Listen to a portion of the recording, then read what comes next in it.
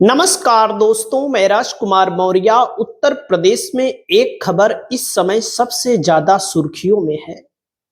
ब्राह्मण विधायकों की बैठक को लेकर समाजवादी पार्टी के लोग तो ऑफर दे रहे हैं इस समय कि ब्राह्मण जो विधायक हैं हमारे साथ चले आए। बीजेपी में कुछ लोग ब्राह्मणों के विधायकों की बैठक को सही ठहरा रहे हैं और प्रदेश अध्यक्ष तो चेतावनी दे रहे हैं पंकज चौधरी की आइंदा अगर ऐसी बैठक हुई तो पार्टी की तरफ से कार्यवाही की जाएगी।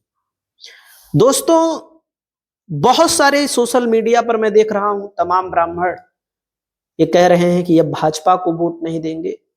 अब भारतीय जनता पार्टी को अगर ब्राह्मण छोड़ देगा तो सरकार भाजपा की नहीं बनेगी।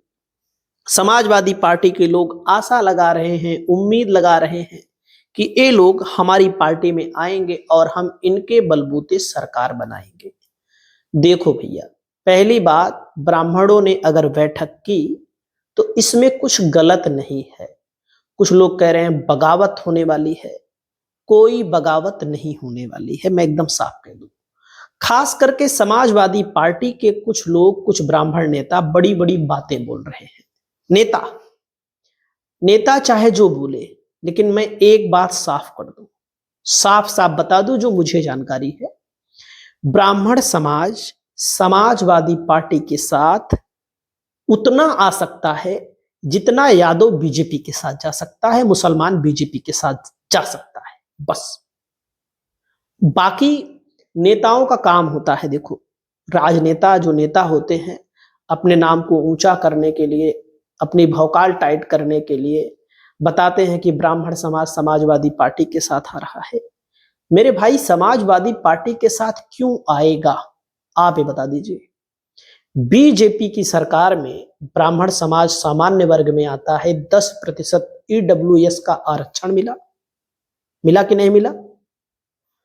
तो बीजेपी को वोट देगा।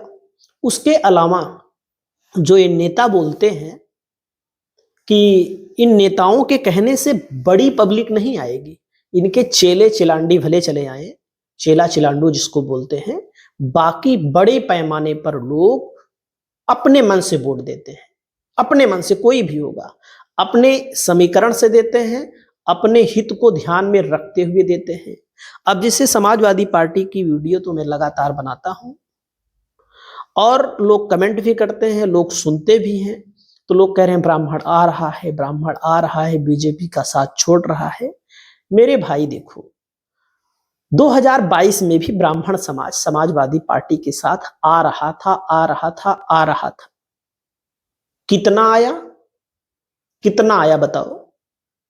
कई विधायक बनाए, कितना परसेंट वोट मिला?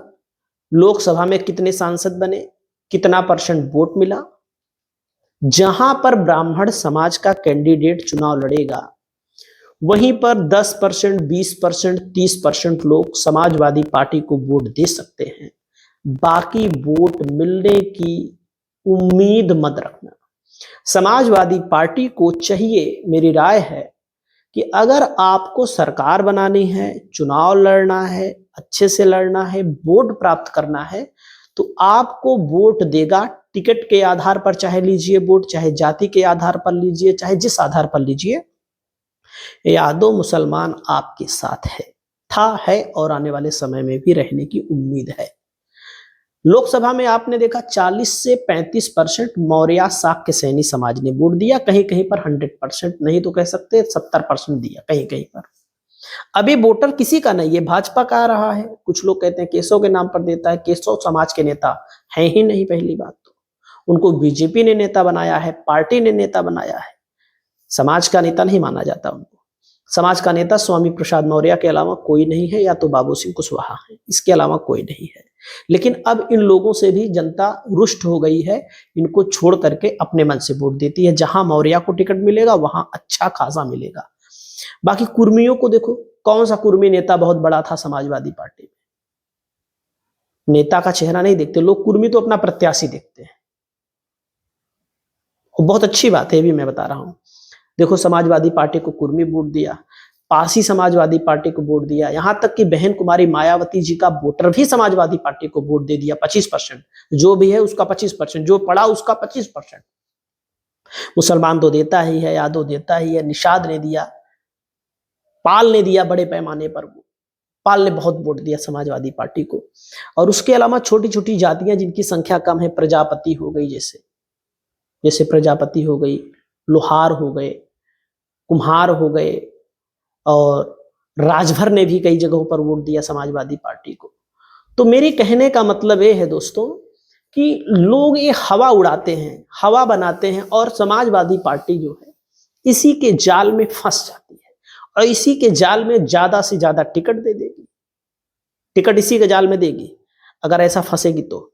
और टिकट देगी तो जाहिर सी बात है भैया, एकदम आम ब्राह्मण से बात करिए, वो कहता है हमारे लिए बीजेपी ने किया है, हम बीजेपी को वोट देंगे। वैसे भी समाजवादी पार्टी के ट्विटर हैंडल पर चले जाइए, फेसबुक हैंडल पर चले जाइए, अखिलेश यादव के ट्विटर हैंडल फेसबुक पर चले जाइए, जो लोग अपमानित करने का सबसे बड़ा काम करते हैं उसी के नीचे लिखा रहता है, देख लो उसी के नीचे कमेंट में, जैसे हमारे नाम से आईडी होगी, आपके नाम से आईडी होगी, तो अगले के नाम से भी आईडी है। तो जो अखिलेश के ट्विटर के नीचे कुछ भी लिखते हैं, सही गलत जो भी लिखते हैं, उसको आप पढ़िएगा तो आपको खुद पता लग जाएगा कि अखिलेश को कितने लोग मानते हैं, कौन से समाज से आते हैं, अपने आप समझ में आ जाएगा। हमें बताने की कोई जरूरत नहीं, हमारी कोई मंशा नहीं है।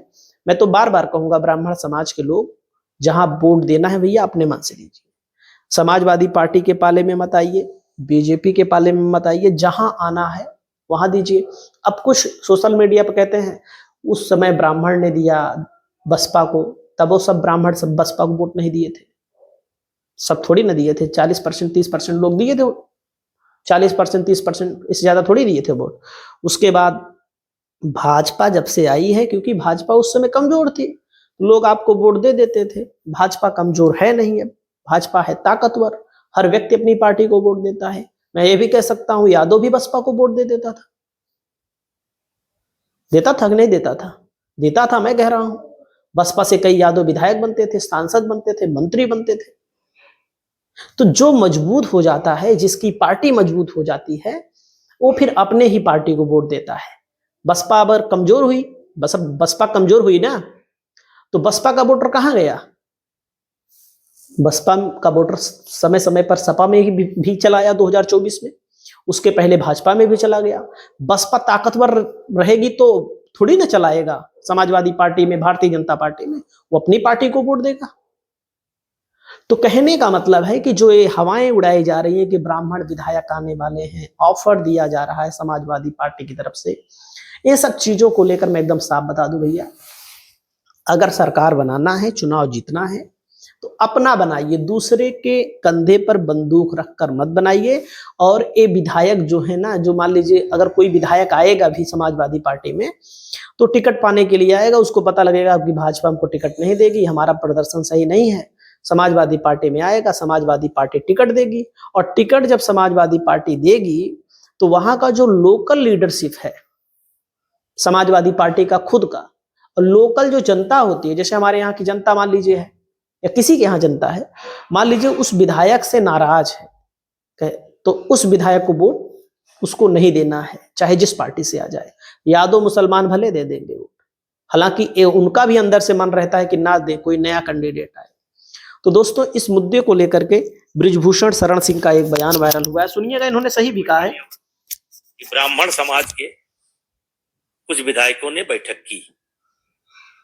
मेरा उत्तर है और था, इसमें गलत कहां से है? बहुत है। अगर ब्राह्मण समाज के विधायक लखनऊ में इकट्ठा हुए, आपस में परिचय किए, भोजन किए, चाय पानी किए, हाल चाल जाने, प्रदेश के या देश की समस्याओं पर चर्चा किए, सामाजिक ताने बाने की चर्चा किए, तो इसमें गलत क्या है? मुझे तो कोई गलत नहीं दिखाई पड़ता। इसके पहले क्षत्रिय समाज के कुछ नेता बैठे थे, देख सकते हैं, बिल्कुल सही कह रहे, कोई गलत नहीं कर रहे हैं। ये सुनिए, समाज की पार्टी, और इसमें किसी को भी हमारा संविधान परमिशन नहीं देता है कि भारतीय जनता पार्टी के जनप्रतिनिधि कोई भी जाति आधार पर बैठक करें। इसलिए हमने एक सूचना उनको चेतावनी भी दिया हूँ, बात भी किया हूँ और आगे से निर्देश दिया हूँ कि ऐसे प्रकार की कभी कोई बैठक ना हो क्योंकि पार्टी के खिलाफ हो। देख सकते हैं प्रदेश अध्यक्ष इस मुद्दे पर प्रदेश अध्यक्ष को जो ब्राह्मण समाज के लोग हैं सोशल मीडिया पे देख लीजिए क्या क्या कह रहे हैं, हमें कहने की जरूरत नहीं है, दो शब्द पढ़ के सुना देते हैं। तो रुद्र आदर्श पांडे लिखते हैं प्रदेश अध्यक्ष को, आज एक बार पुनः भाजपा प्रदेश अध्यक्ष पंकज चौधरी ने स्पष्ट किया कि ब्राह्मणों को चेतावनी दिया हूं कि आगे से इस तरह जातिवादी भोज नहीं होना चाहिए। तो पंडित जी कहते हैं कि मैं भाजपा प्रदेश अध्यक्ष पंकज चौधरी से कहना चाहूंगा, महोदय जी बार बार ब्राह्मण समाज को नीचा दिखाने और टिप्पणी करने का काम कर रहे हैं, ये दुर्भाग्यपूर्ण है, पद से इस्तीफा दो। सोच लीजिए, अब इस्तीफा मांगा जाने लगा है। केपी पांडे कहते हैं यदि माफी नहीं मांगता तो भाजपा का बहिष्कार करो, राजा भैया या बसपा का समर्थन करो। देखिए उत्कर्ष पांडे लिखते हैं तुम्हारे जाति वाले सब रैली निकालते हैं तब याद नहीं आते। सोचिएगा, कहने का मतलब है कि भाजपा के साथ ब्राह्मण समाज था, है, आने वाले समय में रहेगा। जब जब भाजपा मजबूत रहेगी तो समाजवादी पार्टी को दिन में सपने नहीं देखने चाहिए। समाजवादी पार्टी को टिकट देना है तो अपने समाज में भी दो, अपने पार्टी में जो ब्राह्मण नेता मजबूत है उनको मैदान में खड़ा करो, वे लोग चुनाव थोड़ा बहुत जीत सकते हैं। बाकी मामला आप सब समझ रहे हैं, हमें बताने की कोई जरूरत नहीं।